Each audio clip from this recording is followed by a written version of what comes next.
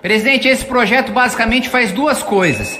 Permite que o governo gaste ultrapassando o próprio arcabouço fiscal, que já é uma calamidade, né? O arcabouço fiscal que nós temos agora, somado com a PEC da transição, vai fazer com que em 2027 o orçamento discricionário seja zero, o que significa zero para a farmácia popular, zero para pé de meia, zero para Minha Casa Minha Vida, zero para meio ambiente, zero para infraestrutura, zero para qualquer despesa que não esteja obrigatoriamente colocada na Constituição. Então, com o modelo fiscal atual, o governo já gasta tanto de despesas obrigatórias que o orçamento já vai colapsar em 27.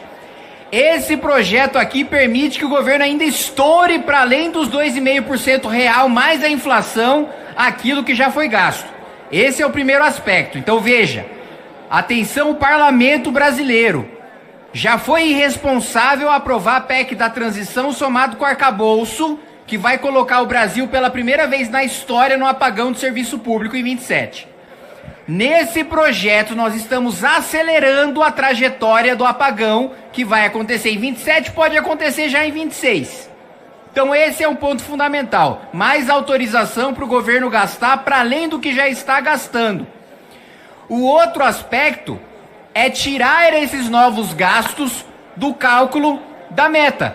Então o governo diz o seguinte, ele vai chegar no ano que vem e vai falar, não, a dívida está controlada, nós ficamos dentro da meta. É a mesma coisa que eu dizer o seguinte, olha, eu tô com uma meta de, sei lá, pesar 60 quilos no final do ano, vou chegar no Natal pesando 60 quilos. Só que nessa minha meta, eu não vou calcular o peso dos meus dois braços e das minhas duas pernas. Aí é fácil chegar na meta, né? O governo está basicamente falando, não, eu tenho uma meta de gastar pouco, para não endividar o país. Só que nessa meta eu tiro gasto A, gasto B, gasto C, gasto D, e aí a propaganda do governo vai ser, nós somos responsáveis, nós batemos a meta. Fizeram a mesma coisa no ano passado. Disseram, olha, o governo ficou dentro da faixa inferior do que podia ter gasto e que, portanto, o governo foi responsável. Foi responsável só no papel, porque o déficit real foi muito maior do que aquele que foi colocado em lei, porque o governo excluiu um monte de despesa e colocou dentro de receita líquida recorrente um monte de receita que era pontual, que não era recorrente. Colocou receita de CARF, colocou receita de transação tributária da Petrobras, que não entra no caixa do governo no ano seguinte. Então eu crio uma despesa que eu vou ser obrigado a gastar todos os anos, mas com uma receita que eu só tive nesse ano. Vocês entendem? A gente está acelerando com o carro na parede. E esse parlamento está dando chancela. Senhor presidente, senhores deputados, mais uma vez eu venho até aqui. Este é aquele tipo de discurso que eu recorto para mostrar daqui a 2 anos o que aconteceu a consequência daquela votação. Porque sempre que a gente discute orçamento nessa casa, sempre que a gente discute arcabouço, lei de responsabilidade fiscal, 113 do ADCT, primeiro que a maior parte dos parlamentares nem se interessam em relação ao que está sendo votado. Né? Não sabe nem a proporção daquilo que está sendo gasto, o que é.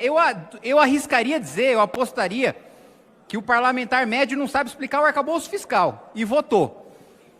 Para fora, pior ainda, vai entrar em orçamento em 5% de fundo social, em banda superior de 70% da receita corrente líquida que bate no teto de 2,5% do arcabouço. Pior, as pessoas vão entender não só o que está acontecendo aqui hoje, mas o que aconteceu com a aprovação da PEC da transição e do arcabouço fiscal quando faltar água e luz no Ministério. Quando tiver corte de 100% em CAPES, 100% em CNPq, aí as pessoas vão entender o que está acontecendo nesse país e o que esse parlamento está aprovando a pedido do governo Lula. Eu vou fazer mais um apelo aqui já desesperançoso. Eu estou acostumado a perder, o trabalho de deputado de oposição é perder toda semana. Mas, no requerimento de obstrução, o governo teve 280 votos, ele precisa de 257. Não são muitos os parlamentares que precisam colocar a mão na consciência e entender o que a gente está fazendo de acelerar o carro do orçamento público em direção à parede, para a gente colocar um freio nisso. Se nós queremos priorizar saúde e educação, a gente tem que cortar gasto inútil. A gente tem que cortar 150 bi de privilégio tributário para os mais ricos, que hoje o PT diz que é contra. Mas quando o Lula pegou o governo, o gasto tributário estava em 3%. Quando o PT devolve o governo, ele devolve com 7%. Então os privilégios para bilionários que hoje eles dizem combater, foram eles que criaram. Já começa aí. Vamos investir em saúde e educação? Vamos. Então por que a gente não economiza 15 bi com super salário? Ninguém do núcleo duro da base de esquerda do governo assinou a minha PEC para acabar com super salário de juiz e promotor e com férias de 60 dias. Esse enfrentamento não se tem coragem de fazer.